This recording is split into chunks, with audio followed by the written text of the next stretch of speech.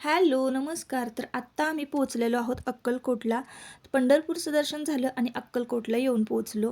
त्यानंतर आल्या-आल्या ना इथं देवांशला एक टी-शर्ट घेतला. इतका छान दिसत होता ना आणि थोडंसं फ्रेश झालो आणि आम्हाला ना थेट गाभाऱ्यामध्ये दर्शन मिळालं. आम्ही आधीच पास काढून ठेवले होते त्यामुळं आणि गाभाऱ्याची ही पाठीमागची बाजू आहे. इथं कुणाला यायला परवानगी नाही, पण आम्हाला दर्शन मिळालं आणि खूप छान दर्शन झालं. मस्त वाटलं ना? किती छान दर्शन झालं. मस्त. आहे ना? एकदम मस्त दर्शन झालंय. हो हो, एक मिनिट. तर तुम्हाला जर अक्कलकोटमध्ये काही खरेदी करायची असेल ना, तर देवांच्या मूर्त्या आवर्जून घ्या. जर तुमच्या घरामध्ये नसतील तर अक्कलकोटला खूप आखीव रेखीव मूर्त्या मिळतात. तिथं थोडी खरेदी केली आणि संध्याकाळचीच वेळ होती, तर आम्ही येऊन पोचलो तुळजापूरला. तर कुठल्याही देवदर्शनाच्या ठिकाणी तुम्ही जर दर्शनाला गेलात ना, संध्याकाळच्या वेळेला दर्शन घ्या. खूप छान दर्शन होतं.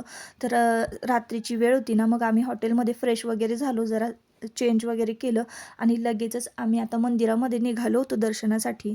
रात्रीच्या वेळेला तुळजापूरचं दर्शन घेतलं ना, खूप गर्दी कमी असते आणि ही अन्नपूर्णेची मूर्ती ना आम्ही अक्कलकोटमध्ये घेतलेली ना, तर हीच मूर्ती ना आपल्या गाभाऱ्यातून तुळजाभवानीला भेटून आणायची होती, स्पर्श करून आणायची होती आणि मग आपण देवघरामध्ये स्थापना करणार होतो.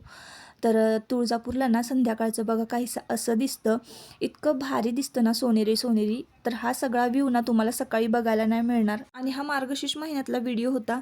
तर म्हटलं चला तुमच्याबरोबर शेअर करूया डिलीट करण्यापेक्षा. तर उजव्या सोंडाच्या गणपती बाप्पांचं आम्ही दर्शन घेतलं आणि पोहोचलो. रक्तभैरवी देवी चतुर्भुजावस्थित आपल्याला इथं दिसणार आहे. ड्युटीवर आपण जिथं तेल घालतो ना, हे जागृत स्थान आहे. इथलं अवश्य तुम्ही दर्शन घ्या. याच ठिकाणी तुम्ही जर पाहिलं ना, तर 8 भैरवांचं तुम्हाला दर्शन होणार आहे आणि मग हे कल्लोळ तीर्थ याचं पाणी अंगावर घ्यायचं आणि मग झालं दर्शन.